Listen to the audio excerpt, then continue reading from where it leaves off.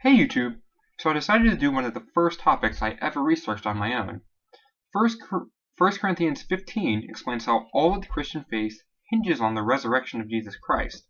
But what if the Jesus we Christians know not only wasn't resurrected, but never even existed?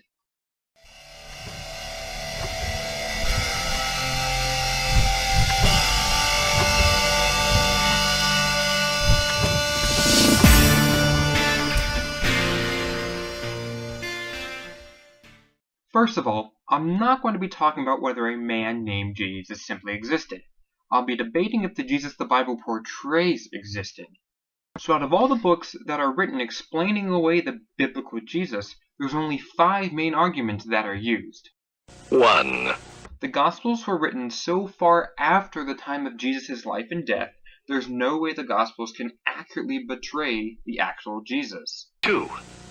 A lot of biblical scholars hypothesize Matthew and Luke were not written by the original Matthew and Luke, but authors who took pieces from the Gospel of Mark, which is the earliest recorded gospel as well as a hypothetical Q document. It was not written by an eyewitness, thus eliminating them as credible sources. 3. The contradictions between the Gospels and the lack of records of extraordinary events in them give reason for readers to disregard the Gospels as credible. 4. The sources outside of Christianity that record the said Jesus are only alive after Jesus has already died, and for obvious reasons can't be an eyewitness and thus have no credibility. 5. There are figures like Jesus in other religions, so Jesus is simply another fabrication of this figure in a different religion.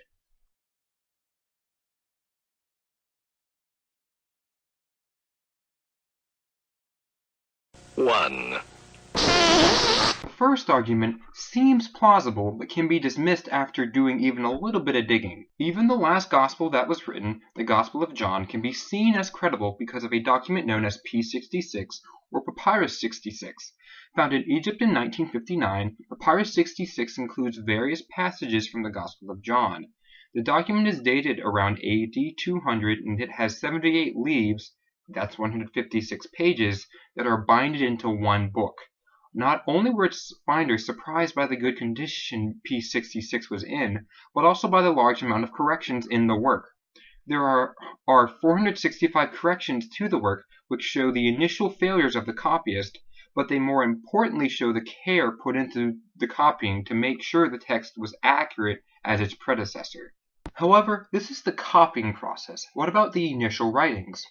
Well, the Gospel of Mark was written between AD 55 and AD 70, and with Jesus dying around somewhere AD 30, this is very reasonable. The Gospel of Luke was written before the Book of Acts, although the Gospel of Luke was originally on the same document as the Book of Acts and called Luke Acts.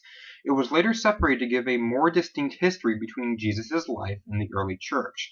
The Gospel of Acts does not mention Nero's persecution of the Christians in AD 64, nor does it include the death of James in AD 62, Paul in AD 64, or Peter in AD 65, meaning it was written before these events. While the date of the penning of Acts is still in debate, there is growing support for the Gospel of Luke to have been written before AD 63. The Gospel of Matthew has a wide range of argued dates and span anywhere from AD 40 to AD 140. However, a man named Ignatius quoted Matthew and he died in AD 115, so all dates after this are near impossible. Matthew is said to have written between AD 50 and AD 70. The Gospel of John is dated anywhere from AD 80 to AD 90, after a fragment of a copy was found, P52, dating from AD 125 to AD 140, so obviously the original version was written earlier. Although the dates of the Gospels are still being dated, all were written within AD 100 and were either by eyewitnesses or relied on eyewitness accounts heavily. 2. The Q document can be displayed as shown, but is more accurately displayed as this. Also, it is important to note that the parts that are marked in the same color are similar in content and is not necessarily direct copying. This is because those that use this Q document argument fail to mention the writers of each gospel has a distinct writing style. Mark writes in grammatically poor Greek, also referred to as Common Greek. Matthew writes in Semitically influenced Greek, while Luke, who is said to have the best style, writes in literary Greek. All have distinct styles that are continuous throughout each corresponding work. Mark and Matthew have similar content that is not found in Luke because Matthew was one of the original 12 disciples of Jesus, and Mark was one of the suggested 70 disciples mentioned in Luke 10, and thus shared common experiences. Luke was ascribed by the Church Fathers, who Matthew was a part of, and is why Matthew and Luke have similar content.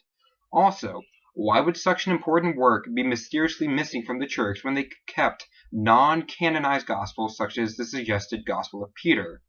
Rather, the similar content in the Synoptic Gospels give more credence to the inerrancy of the Bible. So that's the end of part 1, guys. I should be uploading part 2 tomorrow. But don't forget to like this video, and as always, don't forget to hit that subscribe button.